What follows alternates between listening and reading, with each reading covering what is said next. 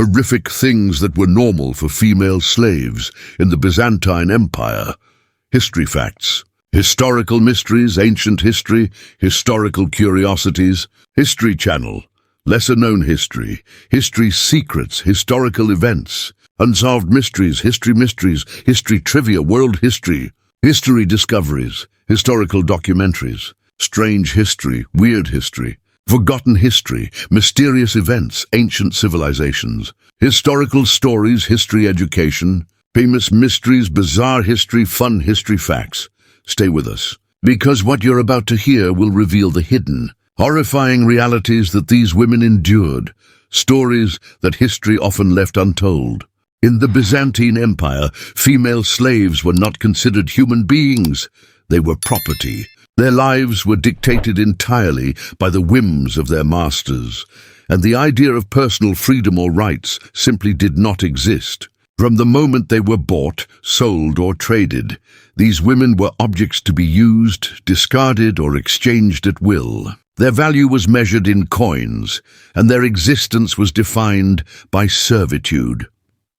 For many, this began with separation from everything familiar. Families were routinely torn apart, with mothers, daughters, and sisters sold to different households, never to see each other again. Children born into slavery had no security, no protection, and no claim to a family life. For female slaves, the emotional trauma of this enforced separation was compounded by the fact that they could be passed from one master to another with little notice. One day they could be serving a kind household.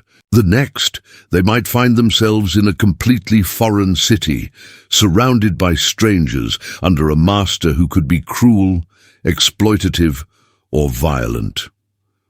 A woman's entire identity was stripped from her.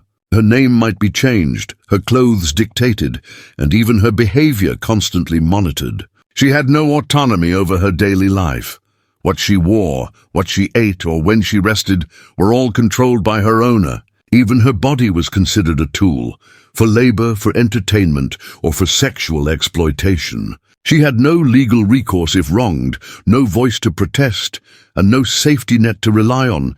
Yet despite these horrors, this was considered entirely normal by Byzantine society. Slavery was woven into the social and economic fabric of the empire, and female slaves were a visible but unremarkable part of daily life. Their suffering was overlooked, ignored, or justified as necessary for maintaining households, expanding wealth, or supporting the empire's elite. The women themselves were expected to endure silently, for resistance could mean harsher punishment or even death. Even in moments of small agency, like secretly learning a skill or earning a tiny coin, female slaves were constantly under threat. The empire allowed them no real control over their lives, and the very concept of personal freedom was a distant dream. Their existence was a harsh reminder of the human cost behind the grandeur of Byzantine society, a reality that few chroniclers dared to record in detail. For these women, life was a continuous struggle, not just against labor and cruelty, but against a system that refused to recognize them as people. They were invisible to the empire's chroniclers, yet their pain, their endurance, and their humanity silently endured, leaving behind traces of suffering that shock us even today. For female slaves in the Byzantine Empire, life was defined by relentless labor. From the moment the sun rose to long after it had set, their days were consumed by a never-ending list of chores. Cooking, cleaning, fetching water, tending to children, washing clothes, and maintaining the household were only the beginning. Every task, no matter how small, demanded perfection, and failure, whether a burnt meal or a soiled garment, could bring punishment. The work was physically exhausting. Women carried heavy buckets of water through uneven streets, scrubbed floors on their knees until their hands bled, and cooked over blazing fires for hours on end. They were expected to maintain the households of wealthy families with meticulous care, often while managing multiple tasks simultaneously. Even moments of rest were rare. Masters expected constant productivity, and any hint of fatigue could provoke harsh reprimands. Yet physical toil was only part of the torment. Female slaves were under constant scrutiny. Masters, overseers, and even visiting guests monitored their every move. Mistakes were met with harsh discipline.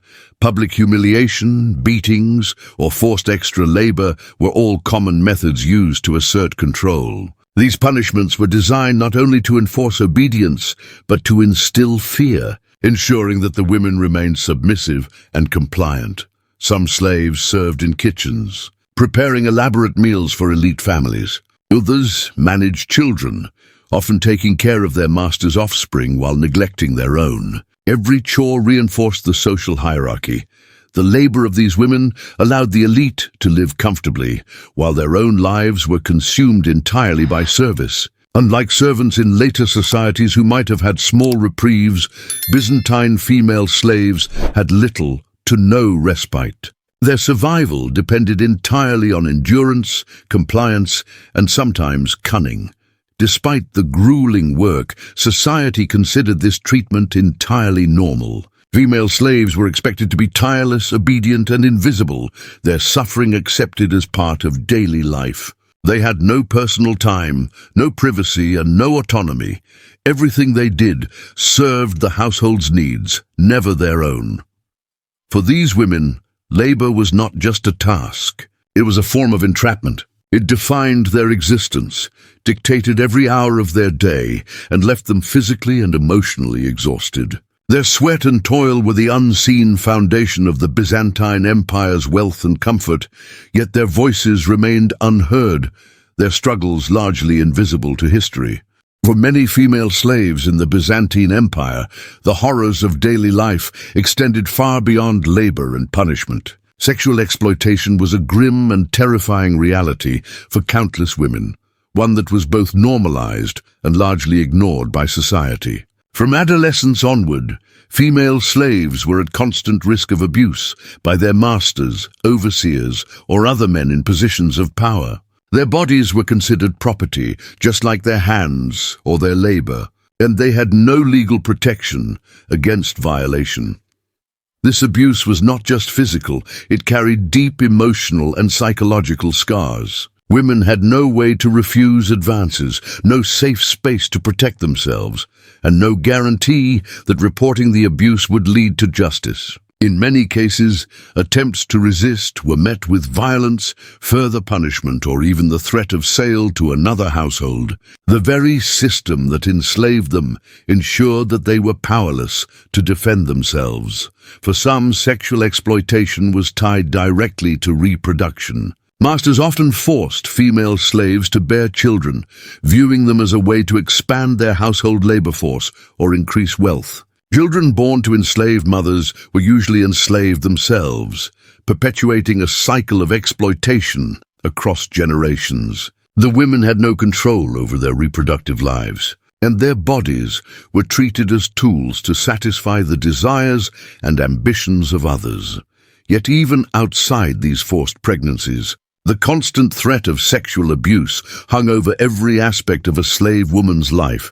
Daily tasks, moments of relative privacy, and interactions with male members of the household could all be exploited. Fear became a constant companion, and many women learned to navigate their servitude with caution, hiding themselves and their emotions to survive another day. Society largely turned a blind eye. Byzantine law and custom did little to protect female slaves from sexual abuse, and in some cases their suffering was excused as the cost of maintaining elite households. Chroniclers and historians of the time often ignored these stories, leaving the full extent of the horror unrecorded. Yet the trauma endured by these women cannot be overstated. The combination of physical abuse, emotional torment, and societal indifference created a life of relentless fear and vulnerability. For female slaves, survival often depended on navigating this invisible minefield, balancing obedience, caution, and sometimes silence. Their suffering was hidden in plain sight, a brutal undercurrent beneath the wealth and splendor of the Byzantine Empire. It's a stark reminder that behind the grandeur of history, countless women lived lives defined by exploitation, fear, and unimaginable hardship. For female slaves in the Byzantine Empire, the horrors of enslavement often extended into one of the most intimate aspects of life, childbearing. Their bodies were not their own. They were tools to produce labor, secure wealth, or serve the desires of their masters. Women were frequently forced to bear children for their owners, a practice that was considered normal and acceptable in Byzantine society. Pregnancy brought no relief or recognition. It was another form of labor. Expectant mothers continued their grueling household duties, often with little to no medical care or support. Miscarriages, complications, or death during childbirth were risks they faced silently, as the empire offered them no protection. To a master, their fertility was a commodity, and the health and well-being of the mother were secondary to the economic or social value of the child. Children born to female slaves were typically enslaved themselves, creating a cruel cycle that bound generations into servitude. Mothers had no control over their children's fates, and many never saw their children grow up. Some were taken away immediately, sent to other households, or forced into labor at an early age. The maternal bond, a natural source of comfort and love, was deliberately severed, leaving emotional scars that lasted a lifetime. The psychological toll of this exploitation was immense. Women were trapped in a system that used their bodies for production, both of labor and of life itself, without consent or acknowledgement. Pregnancy was a reminder of their lack of autonomy, a visible sign of the control their masters held over them. Even in moments of personal joy or hope, the shadow of servitude loomed large. Society turned a blind eye to this cruelty. The law and custom of the Byzantine Empire allowed masters complete control over their female slaves' reproductive lives. Any suffering endured was invisible to the public eye, normalized within the structures of the household and the broader empire. Female slaves were expected to comply silently, for resistance could lead to punishment, sale, or worse. Childbearing for enslaved women was not just a biological process, it was a tool of exploitation, a mechanism that reinforced social hierarchies, and a method of ensuring the perpetuation of slavery itself. These women were denied one of the most fundamental freedoms, the ability to control their own bodies and determine the fate of their children. In a society that prized wealth, power, and lineage, their suffering was invisible yet indispensable, a hidden cornerstone of the Byzantine world. In the Byzantine Empire, female slaves faced a constant threat, not just from labor or exploitation, but from the very real danger of public humiliation and brutal punishment. For these women, a single mistake, burning a meal, spilling water, or failing to follow orders, could invite severe consequences, often designed to shame as much as to hurt. Punishment was both a tool of control and a method of reinforcing the rigid social hierarchy that kept slaves obedient. Public humiliation was a common tactic. Women could be forced to perform grueling tasks in front of family, neighbors, or visiting guests, their exhaustion and discomfort displayed for all to see. They might be beaten in front of others, or made to wear symbols of disgrace, ensuring that their suffering served as a warning to other slaves. The aim was clear: submission through fear and embarrassment, stripping away dignity along with freedom.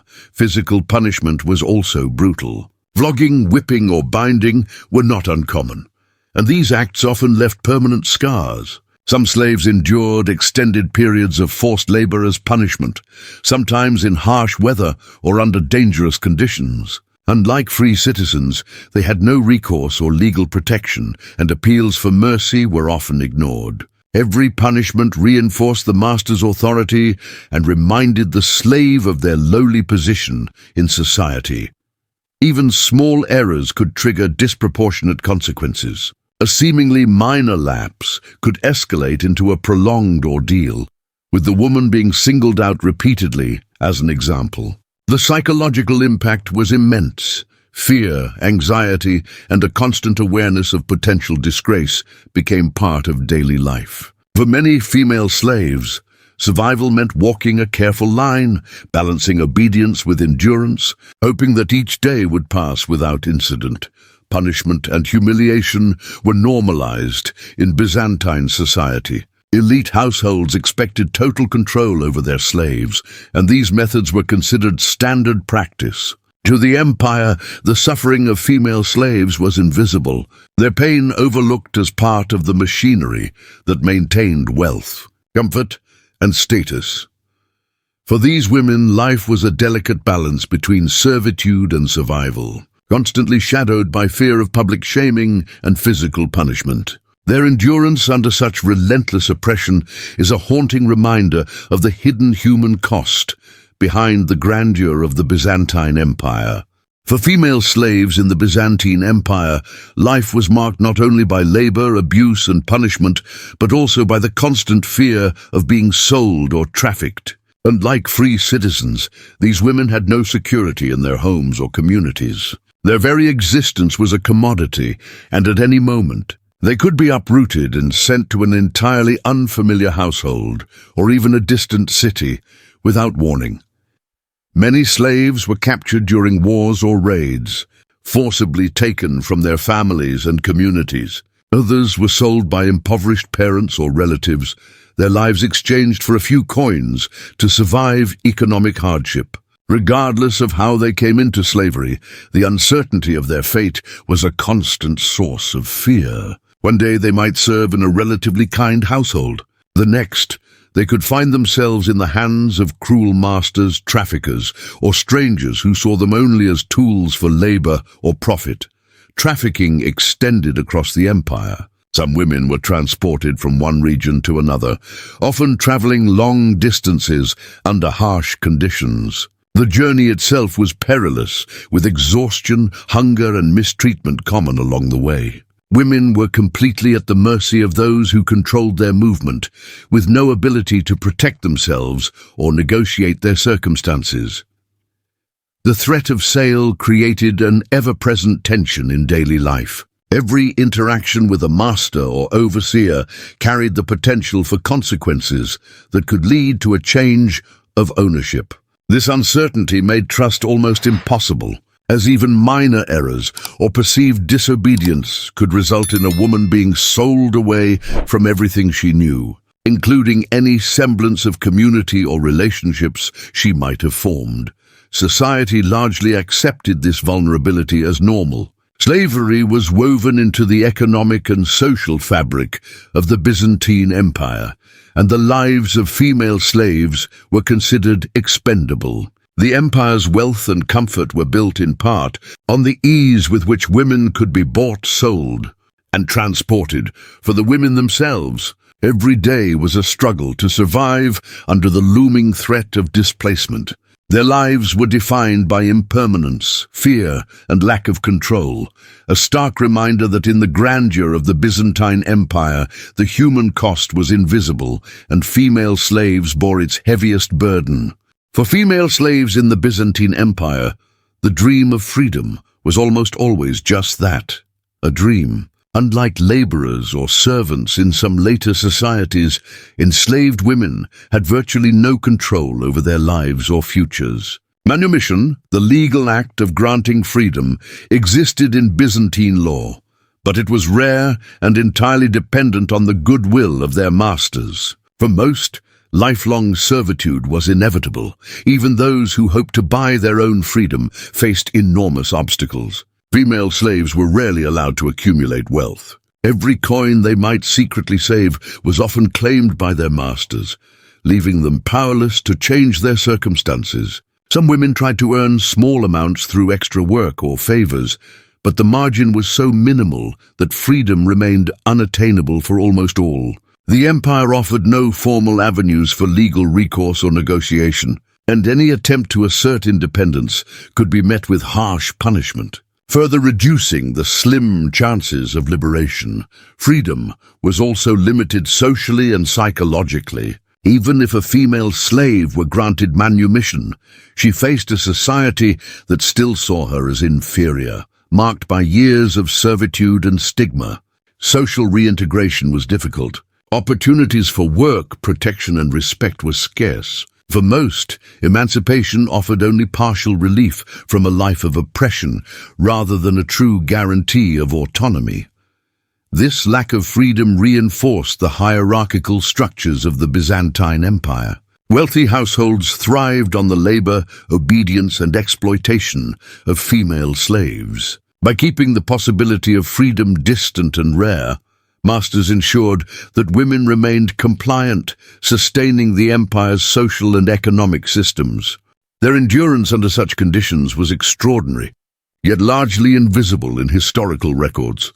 Despite the harsh reality, some female slaves found resilience in small ways, through secret skills, quiet acts of defiance, or protective relationships with other women. Even when hope seemed distant, survival itself became an act of strength and resistance. These glimpses of resilience remind us that, though powerless in the eyes of the empire, female slaves retained their humanity, courage, and determination.